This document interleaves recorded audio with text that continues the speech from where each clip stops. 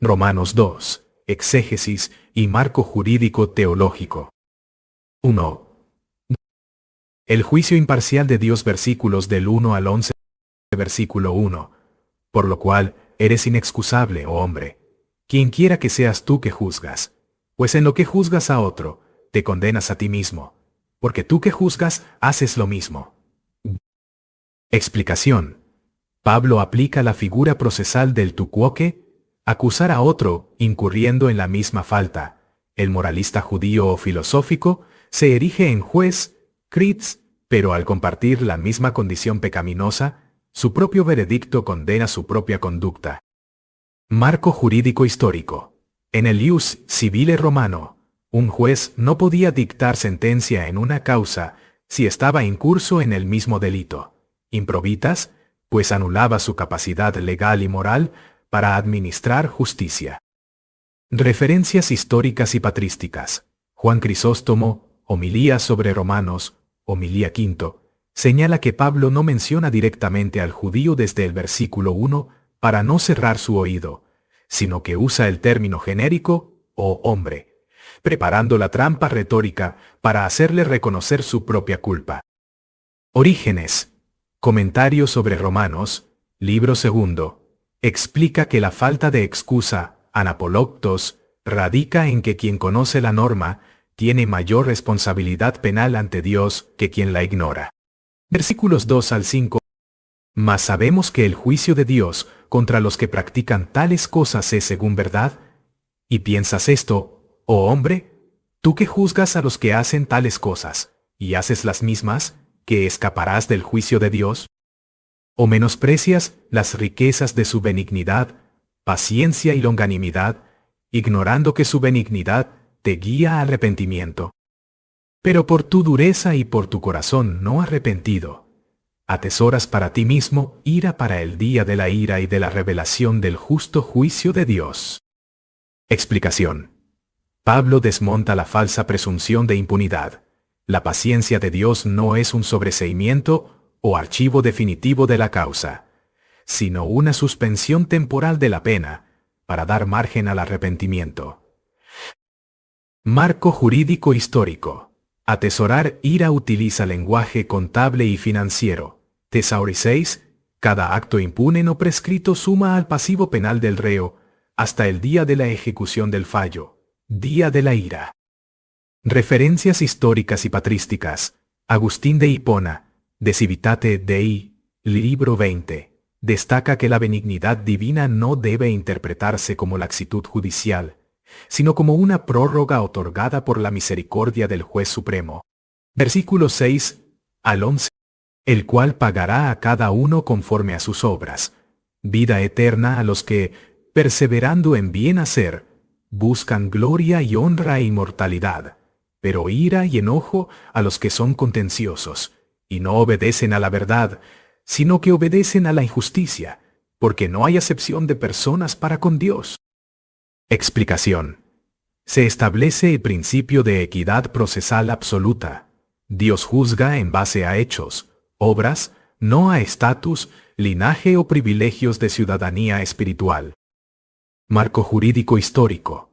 La acepción de personas, prosopol mancia, alude a la parcialidad judicial, una violación grave tanto de la ley mosaica, Levítico 19:15, como del derecho romano imperial, donde la justicia debía ser ciega ante el rango social del litigante.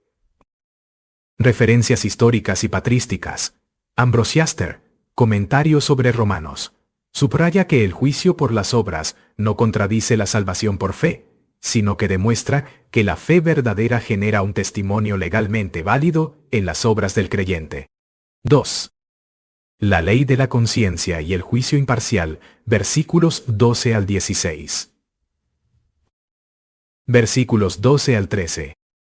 Porque todos los que sin ley han pecado, sin ley también perecerán, y todos los que bajo la ley han pecado, por la ley serán juzgados, porque no son los oidores de la ley los justos ante Dios, sino los hacedores de la ley serán justificados. Explicación. Pablo distingue entre dos fueros jurídicos, el del gentil, sin la Torá escrita, y el del judío, con la Torá escrita, Tener la ley formalmente en el expediente no otorga inmunidad procesal. Lo que el juez exige es el cumplimiento sustancial de la norma, hacedores, no la mera posesión del código legal, oidores. Marco jurídico histórico. En el ius civile romano, la ignorancia del derecho, ignorantia iuris, no eximía del cumplimiento de la norma ni de las sanciones. Pablo aplica este principio. El gentil no se libra de la pena por no tener el texto bíblico, ni el judío se salva solo por escucharlo en la sinagoga. Referencias históricas y patrísticas. Juan Crisóstomo, Homilía sobre Romanos, Homilía V, enfatiza que la lectura pública de la ley en la sinagoga servía como una citación judicial diaria que agravaba la responsabilidad del judío si éste no la practicaba. Ambrosia Aster, comentario sobre Romanos, señala que la justificación aquí mencionada es el veredicto del tribunal divino al evaluar los hechos reales del individuo, no las intenciones ni las apariencias. Versículos 14 al 15. Porque cuando los gentiles que no tienen ley hacen por naturaleza lo que es de la ley, estos, aunque no tengan ley, son ley para sí mismos, mostrando la obra de la ley escrita en sus corazones, dando testimonio su conciencia y acusándoles o defendiéndoles sus razonamientos. Explicación. Pablo introduce el concepto de la conciencia como tribunal interno. Aunque los gentiles no recibieron el decálogo en tablas de piedra, poseen una norma moral incrustada en su naturaleza que actúa como fiscalía o defensa en sus propios pensamientos. Marco jurídico histórico. Este pasaje conecta directamente con la noción filosófica y jurídica del jus naturale, derecho natural, expuesto por autores como Cicerón, de legibus. La conciencia funciona como un testis, testigo, y un iuex, juez, interior que emite fallos inmediatos sobre la conducta. Referencias históricas y patrísticas. Orígenes, comentario sobre Romanos, libro 2, considera la conciencia como un espíritu pedagogo y un juez incorruptible colocado por Dios en el alma humana para que nadie pueda alegar falta de revelación moral. Clemente de Alejandría, Estromata, libro 1. Argumenta que la filosofía y el sentido moral intrínseco actuaron para los griegos como un marco normativo preliminar, similar al papel que tuvo la ley para los hebreos. Versículo 16. En el día en que Dios juzgará por Jesucristo los secretos de los hombres, conforme a mi evangelio. Explicación. Todo este argumento sobre la conciencia y la ley desemboca en la sesión final del tribunal divino, día del juicio. La jurisdicción final es delegada en Jesucristo, quien evaluará no solo los actos públicos, sino las intenciones ocultas, los secretos.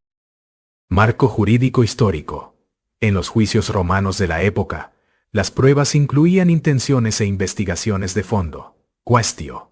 Pablo afirma que el juez asignado por el Padre para ejecutar la sentencia definitiva es el Mesías. Referencias históricas y patrísticas. Agustín de Hipona, De Civitate Dei, libro 20.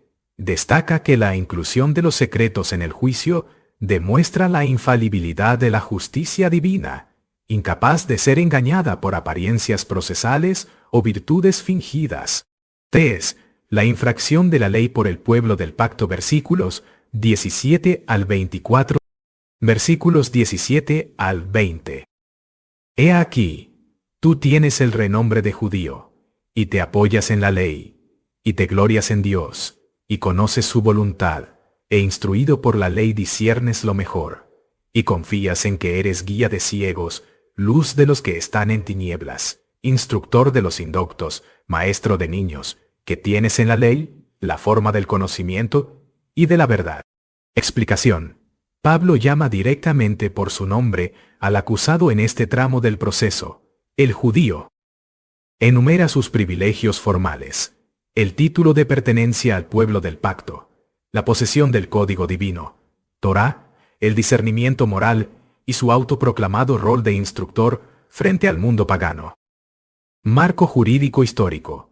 En el derecho procesal, ¿Pablo está describiendo la titularidad de un privilegio? El judío se presentaba como el advocatus o jurista autorizado ante los gentiles, ciegos y niños. Sin embargo, tener el fuero o el título no garantiza la observancia ni la absolución procesal si la conducta contradice la norma poseída. Referencias históricas y patrísticas. Juan Crisóstomo, Homilía sobre Romanos, Homilía 6, señala que Pablo lista con gran cuidado estos títulos de honor, no para adular al judío, sino para demostrar que a mayor privilegio y conocimiento otorgado, mayor es el grado de responsabilidad penal ante el Tribunal Supremo. Ambrosiaster, comentario sobre Romanos, observa que gloriarse en la ley sin cumplirla convierte la bendición en una prueba de cargo, testimonium adversus, c, pues demuestra que el reo conocía perfectamente el estatuto que terminó violando. Versículos 21 al 24. Tú, pues, que enseñas a otro, ¿no te enseñas a ti mismo? Tú que predicas que no se ha de hurtar, ¿hurtas? Tú que dices que no se ha de adulterar, ¿adulteras? Tú que abominas de los ídolos, ¿cometes sacrilegio? Tú que te jactas de la ley, ¿con deshonra de Dios infringes la ley? Porque, como está escrito, el nombre de Dios es blasfemado entre los gentiles por causa de vosotros. Explicación.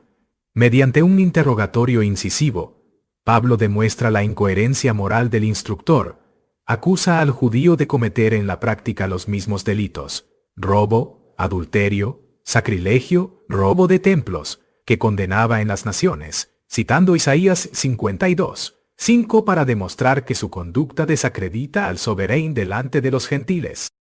Marco jurídico histórico. Se configura aquí el crimen de infamia y desacato. Cuando el representante o magistrado de un rey viola la propia ley que promulga, el delito no solo es la infracción individual, sino la difamación y afrenta directa a la majestad de la corona, prejudición de la esa majestad de.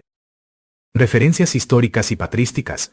Orígenes, comentarios sobre Romanos, libro 2, explica que cometer sacrilegio, hierosilén, se refería no solo al saqueo físico de templos paganos o del templo de Jerusalén, sino a retener para uso personal lo que legalmente le pertenecía a Dios, como los diezmos u ofrendas prescritas por la ley.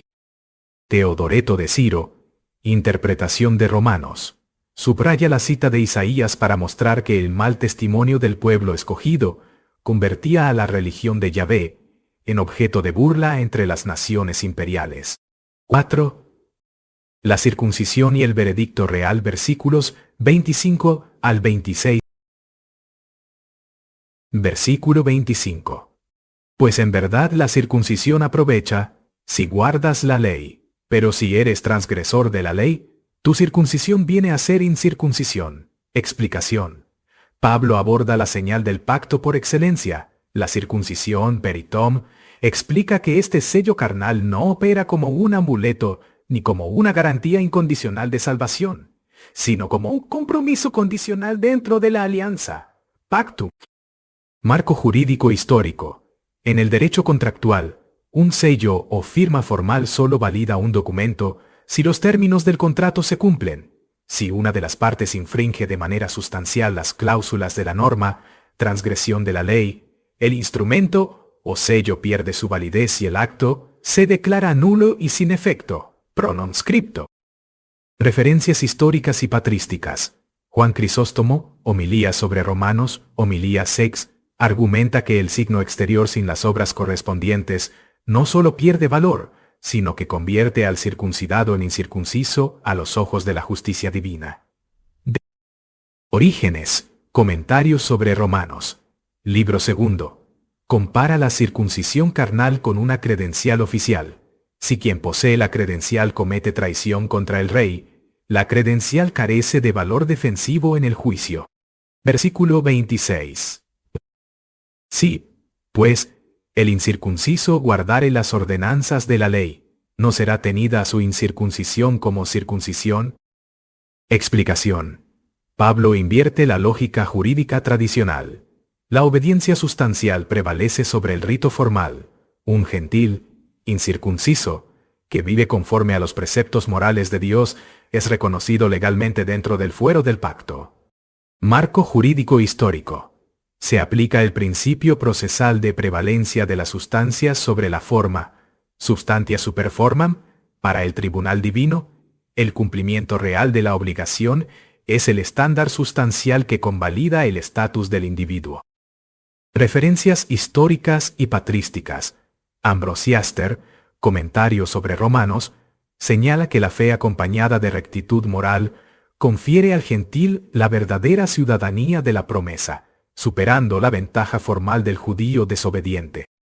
Agustín de Hipona, De Spiritu et Litera, explica que la ley escrita en el corazón por el Espíritu Santo es la que habilita al hombre para cumplir las ordenanzas, haciendo que la condición física externa sea secundaria. 5.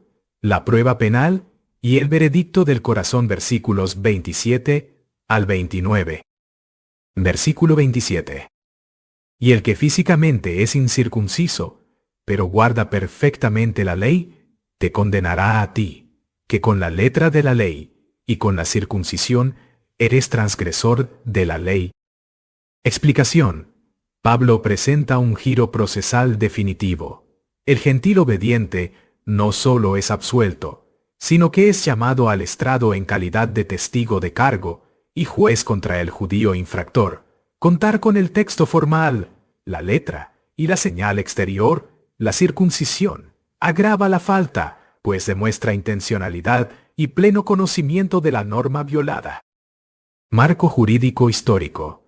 En el ius civile, cuando un sujeto sin nombramiento oficial ni privilegios cumple de facto con los deberes de la norma, su conducta actúa como prueba pericial que evidencia la negligencia y rebeldía del ciudadano formal que la ignoró. Referencias históricas y patrísticas. Juan Crisóstomo, Homilía sobre Romanos, Homilía 6, destaca que Pablo coloca al gentil en la posición de fiscal de la causa, mostrando que el juicio divino operará por contraste entre quienes obedecieron sin ventajas formales y quienes pecaron teniendo la ley en sus manos. Teodoreto de Ciro, interpretación de la epístola a los romanos, señala que la condena ejercida por el gentil no es por sentencia propia, sino por el testimonio de su vida recta que deja al descubierto la inconsecuencia del pueblo del pacto. Versículos 28 al 29. Pues no es judío el que lo es exteriormente, ni es la circuncisión la que se hace exteriormente en la carne, sino que es judío el que lo es en lo interior, y la circuncisión es la del corazón, en espíritu, no en letra, la alabanza del cual no viene de los hombres, sino de Dios. Explicación. Pablo concluye el capítulo redefiniendo sustancialmente el estatus jurídico de judío y el alcance de la circuncisión. El verdadero título de pertenencia al pueblo escogido no es un rasgo biológico o un rito visible en la carne, sino una reforma interna operada en espíritu del hombre, cumpliendo la jurisprudencia profética de Deuteronomio 10:16 y Jeremías 4:4. Marco jurídico histórico. Se establece la distinción entre la forma legal externa, in facie ecclesiae, y la validez sustancial interna, in foro conscientiae, coram Deo. El juicio de Dios atiende a la realidad ontológica del individuo, buscando la alabanza, epainos, juego de palabras con el nombre Judá, que significa alabanza, que proviene directamente de la sentencia aprobatoria del juez supremo. Referencias históricas y patrísticas. Orígenes, comentario sobre Romanos, libro 2, afirma que el término judío significa confesión o alabanza. Por lo tanto, quien no alaba a Dios con un corazón transformado, retiene el título de forma nominal, pero vacía de efectos espirituales. Agustín de Hipona, De Spiritu et Literados, explica que la letra que mata es la ley que exige exteriormente sin dar el espíritu que capacita internamente.